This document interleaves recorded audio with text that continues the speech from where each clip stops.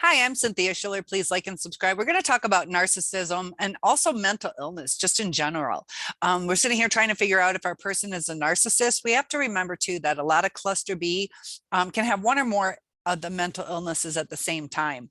So how does it affect us? Let's say we're wrong in giving them our layman's term of a narcissist. But the mental illness does affect us. And should we stay in this relationship? How do we help them? Do we go? Suicide. Sometimes people threaten that for attention. Be real careful with borderlines. 11% of them actually do kill themselves when they say it. You can refer them to the National Suicide Hotline.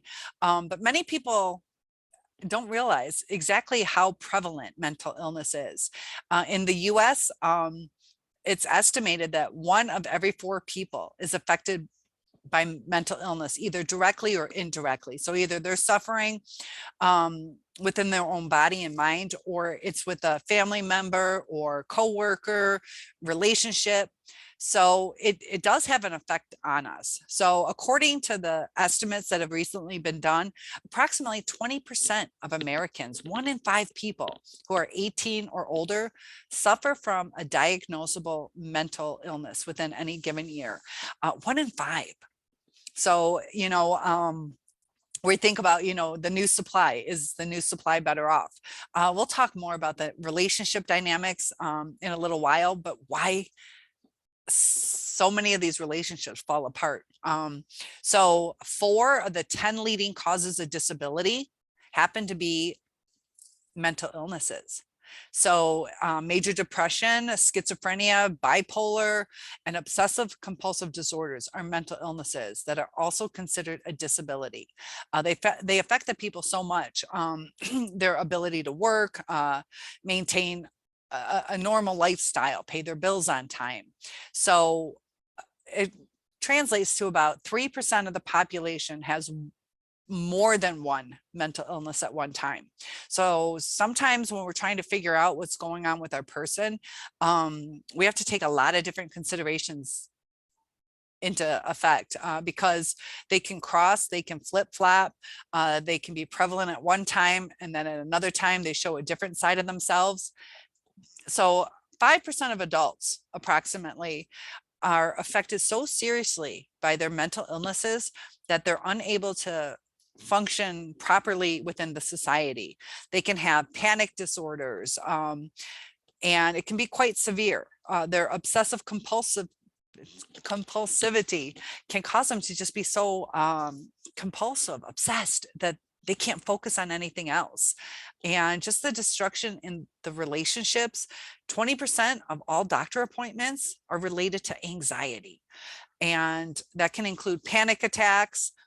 And if you guys notice that sometimes when you're going through the damage that's been done to you, that you feel like, am I having a heart attack? Why do I feel this? My heart's racing. So not only is it the people with the mental illness, the narcissist over time damages our brains and gives us CPTSD. And it can be really hard to deal with because it's due to the wiring in our brain. So as you're healing, definitely rewire your brain. It takes effort. I have some videos on that. Feel free to comment below if there's something you'd like to talk about.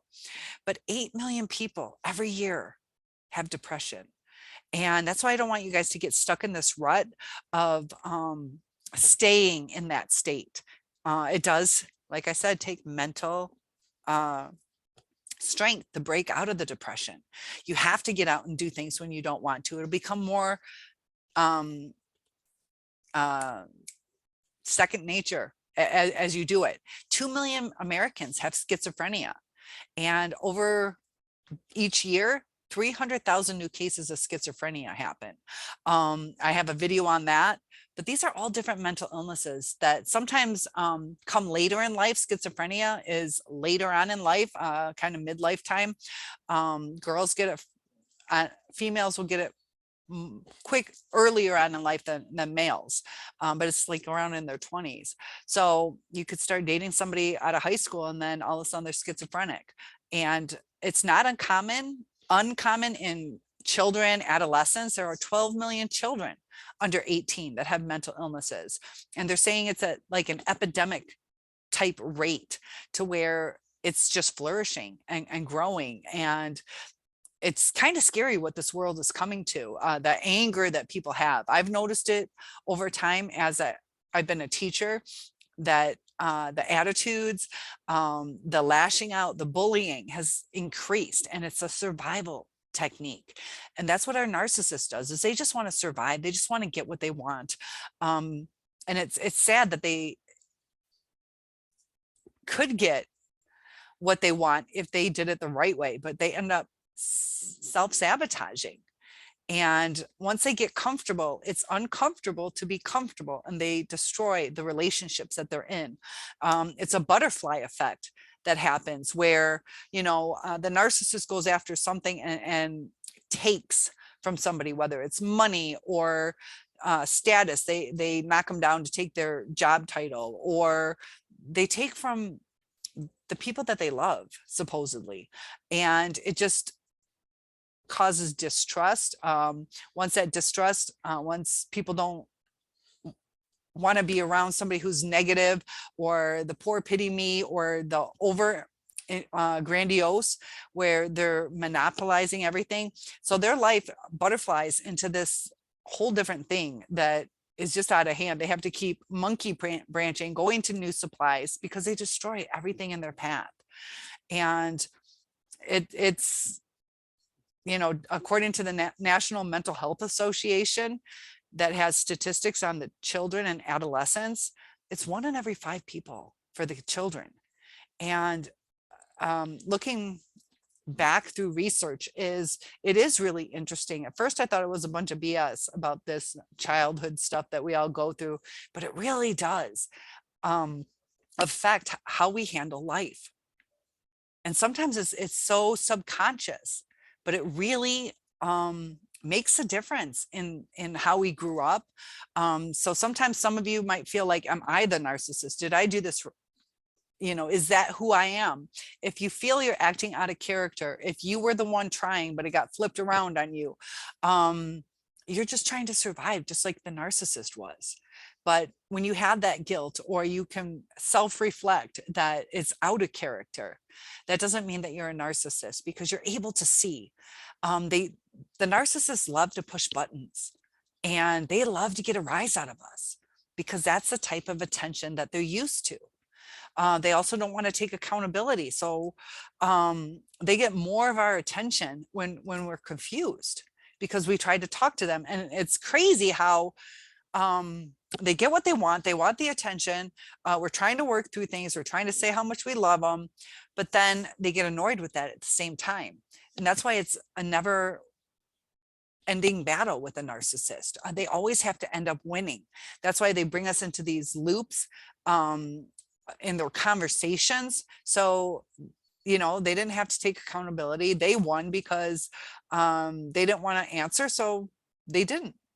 And they leave us so confused that we don't know how to be as direct as we need to be, or we're too scared to be direct. And when the narcissist starts bringing us down, we feel like we can't have boundaries, because we're at this point where we're afraid of losing them. Because a lot of times they can say, well, leave if you want to. I'm not holding you back, or I never asked you to do that. We're starting to lose confidence in ourselves. We defend ourselves, and then they knock us down, or they tell us how we should feel. That's not true. I don't know, they'll say, you hate me. And we're like, no, I love you. No, you hate me. And just trying to communicate with them can be exhausting. So not only are we having problems in the communication, because it takes 2 people to communicate effectively. And if you notice, narcissists are not effective, and they're great storytellers, because they use all that word salad. It goes here and there, and where is this story going? And they do the same thing in conversations with us. We're like, I got a question for you, and it turns into this whole story. And so about 2/3 of all young people aren't getting the help that they need. And there are some warning signs that are important to look out for. You know, in the beginning, you can tell that they have a personality change that's pretty profound. They're not able to cope with their daily activities. A lot of times you can see that in the depression. So if they have strange or grandiose ideas, that can kind of target right there for a narcissist. A lot of times in these mental illnesses, there's a lot of anxiety, and um, they have prolonged depression, apathy. They don't eat or sleep the right way. Uh, Even if somebody's starting to think about suicide, can be part a warning sign of a mental illness. A lot of people who cut themselves or harm themselves, whether it's eating disorders or taking on risky behaviors. Mood swings can be an indicator. Is your narcissist or the person you're dealing with, does it seem like they're even keel or a loose fuse, that they're about to lose their cool, and you start walking on eggshells? That's a hard way to live your life. And we start losing ourselves when we start walking on eggshells, because we're so mentally exhausted, because we're running through all the scenarios of what should happen, what should we do, what's the outcome.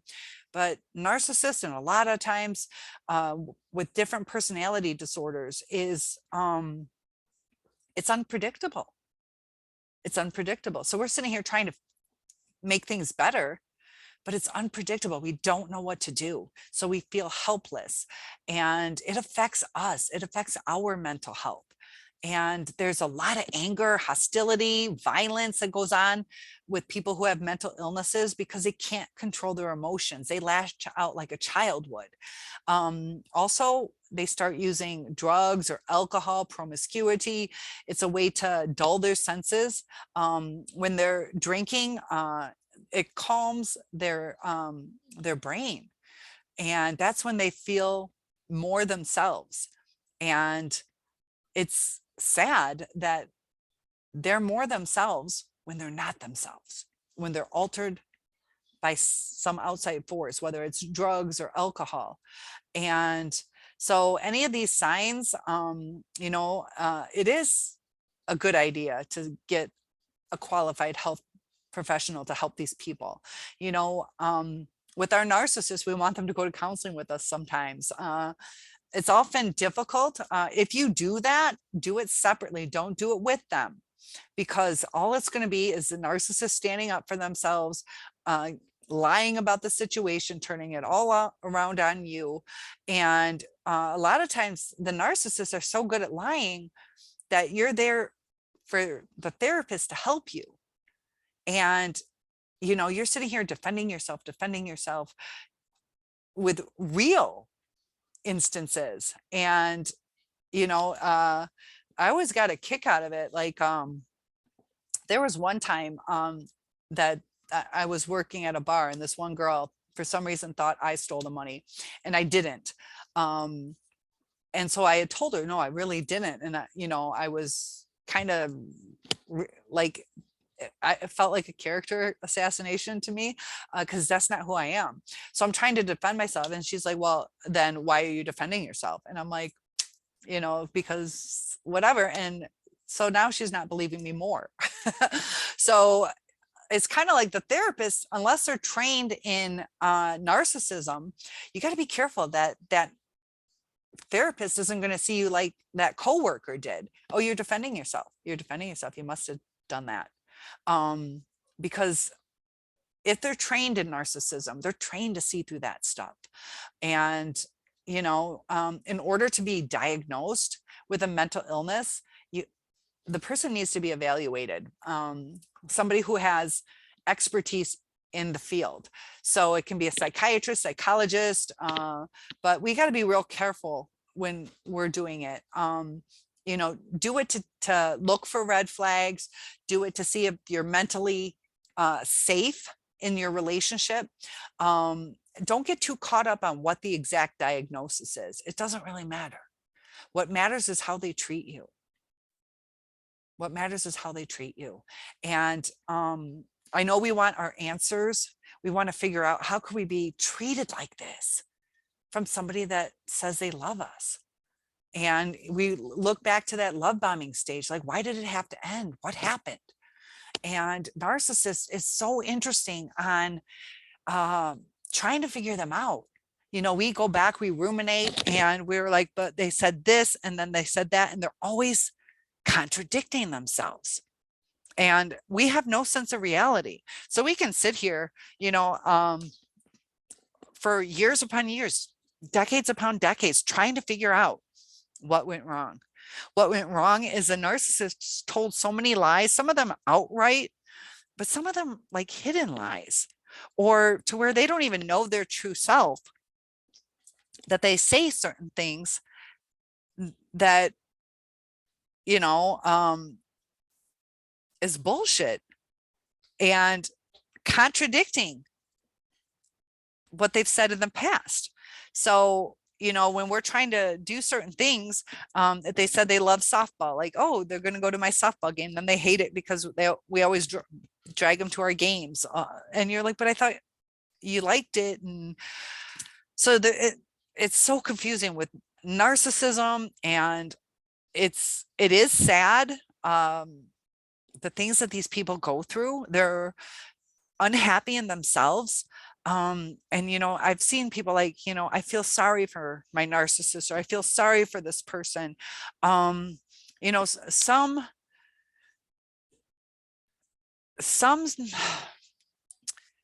certain mental illnesses, let's say like with schizophrenia, that like hearing voices, like they can't really control that. And they can get really scared that, let's say, the voices in their head are telling them to kill somebody or they're going to get killed, to where they feel that they have to defend themselves.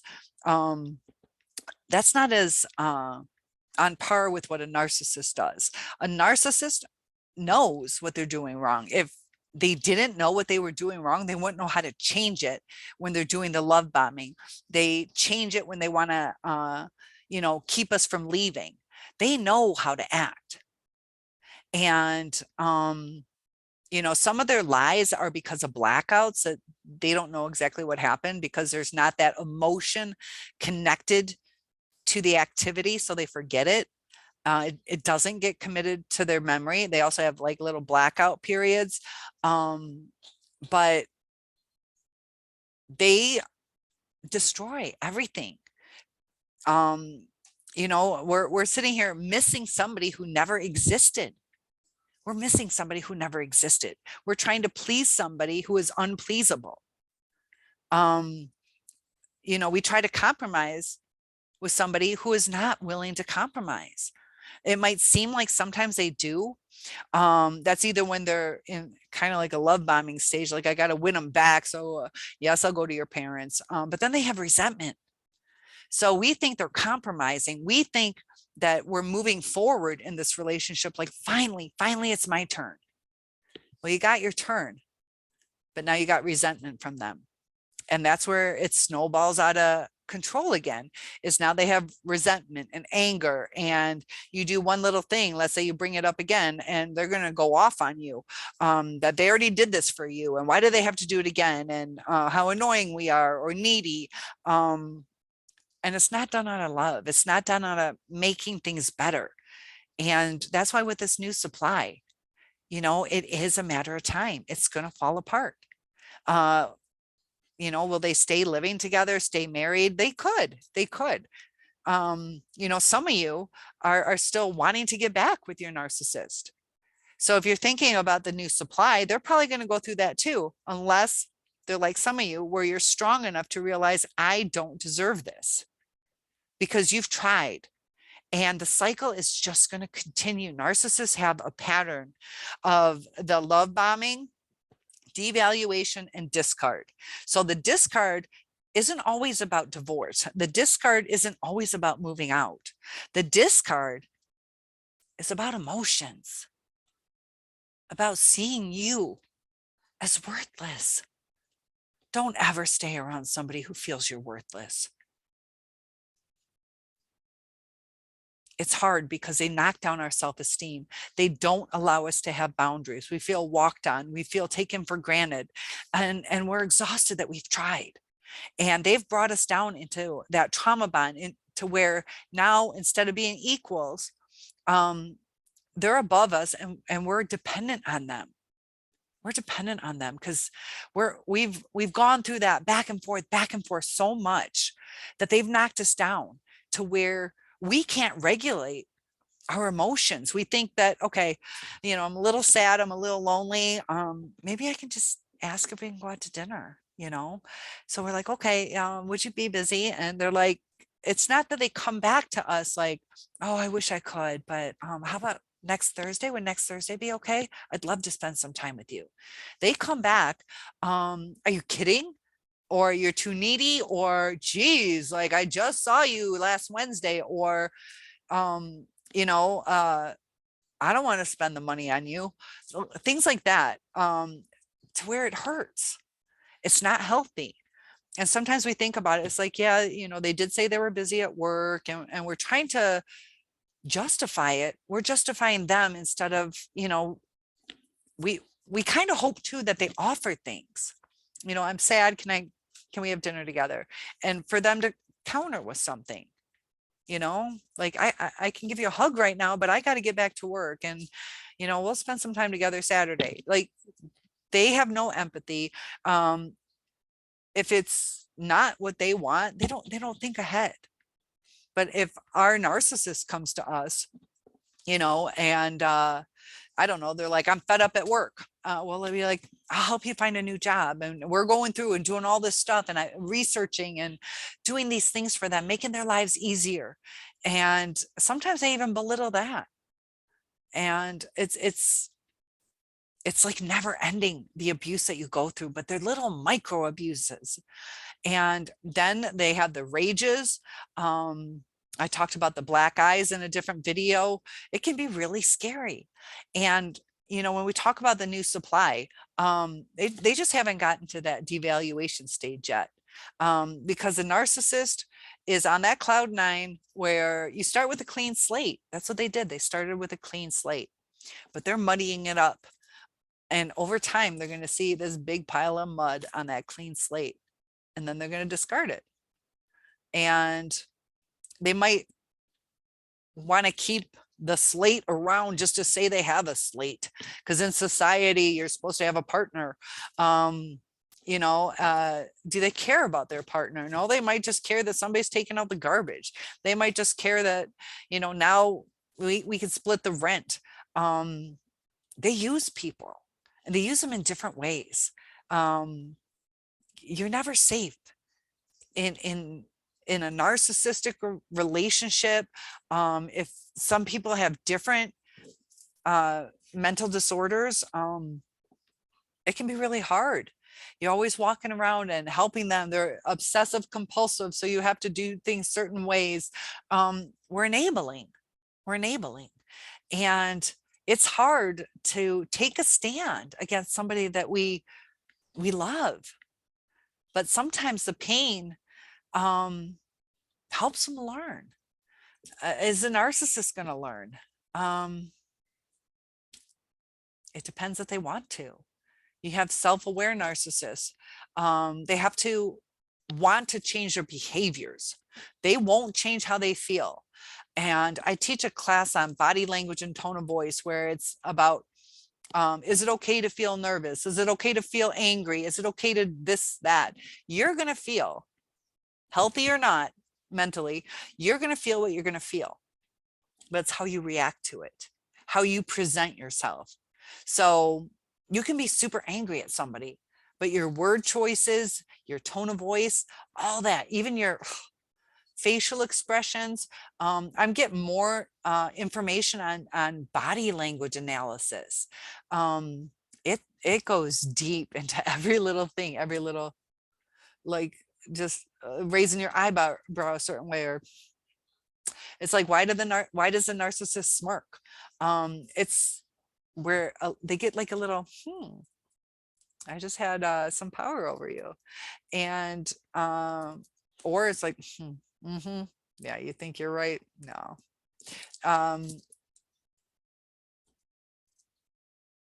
Mental illness is often diagnosed by symptoms. So that's what we're doing. We're going through trying to figure out what's going on. But, you know, sometimes they want to rule out other reasons for certain. Is it something more like blood chemistry? I know, my ex's dad had this card that says, "I'm not drunk, I'm diabetic." Because when the blood sugar goes low, sometimes you can act like you're drunk, you're acting out of character, you're slurring your speech. So they want to rule out different things. I think it's syphilis, where you lose your mind, which is a sexually transmitted disease. But it helps diagnose, and that's where they use the DSM-4, and it's currently in the 4th edition, and that's published by the American Psychiatric Association. And that might be something you want to kind of look into. It has a lot of information on what the criteria is for the specific diseases. And so the basics of the brain function, it's helpful to think about how our brain functions normally, because it's such a complex organ. Makes up only 2% of our body weight, but consumes 20% of our oxygen that we take in, 20% of our energy. And it controls pretty much everything. So as you're thinking, do I stay with my narcissist? They cause brain damage on us. Please look at my video on the brain damage that the narcissist causes to us. I also have a video on the brain damage that the narcissist has, so you can better understand it, because there's hundreds of thousands of chemical reactions every second within our brain. And that's what our thoughts come from, actions, behaviors, and how we respond to the stimuli in our environment.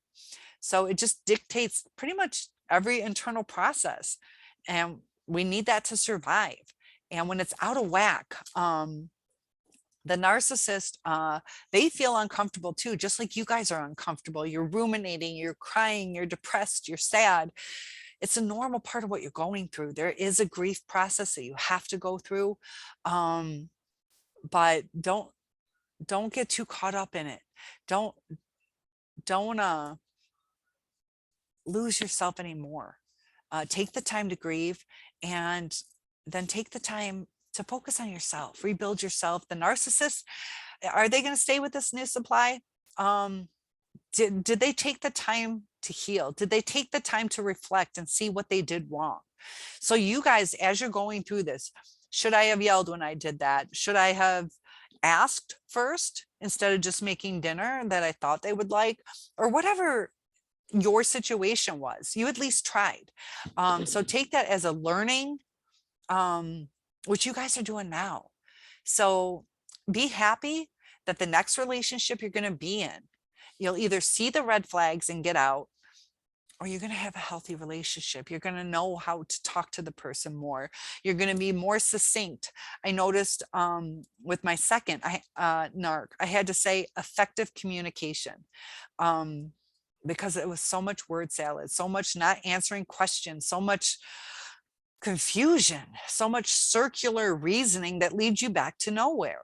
So if you can nip it in the bud, the hardest part with narcissists, though, is when you're in that devaluation stage with them, is you try to do that, but they don't take the time to do it.